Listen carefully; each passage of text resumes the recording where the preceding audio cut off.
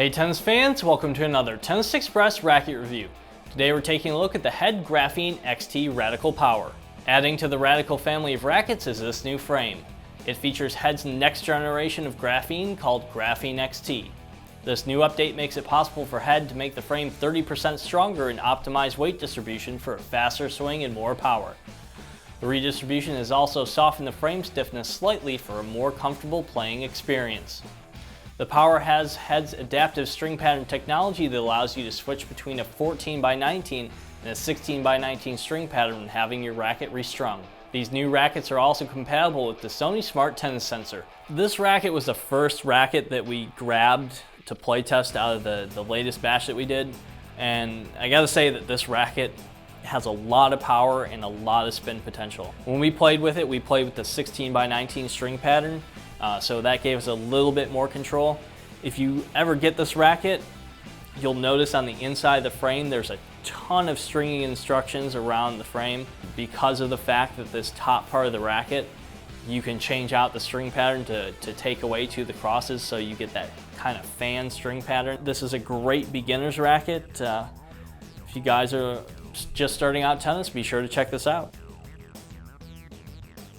All right, so next up we have Jolie. I know this racket we had a bit of a hard time controlling the power with. How did you think you fared with this racket?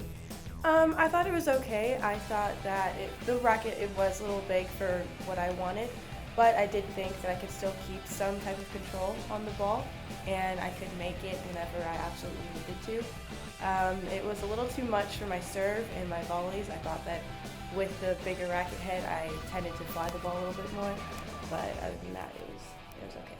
I think I preferred the Prestige Power over this one just because I felt like there was a little bit more control, but not by much. I would add a little bit more weight and I would change the string in the racket. All right, next up we got Louie. I know this racket had a bit of power to it and we played decently well for what it is. What did you think? I really like this racket. I like the open string pattern of the 1619. I was able to generate a lot of power and a lot of spin with taking my normal swing. I was able to hit from the baseline to baseline and didn't have any trouble at all, especially with my slices. I really liked it with my serve, and overall, I really think it's a good racket for someone who wants to generate a little bit more power and a little bit more spin.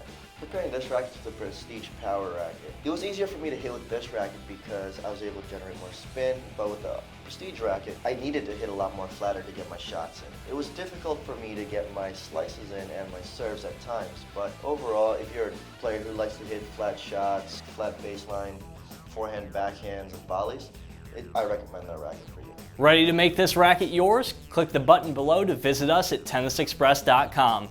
And as always, don't forget to subscribe to our YouTube channel, like us on Facebook, and follow us on Twitter to stay up to date with all the latest news and reviews here at Tennis Express.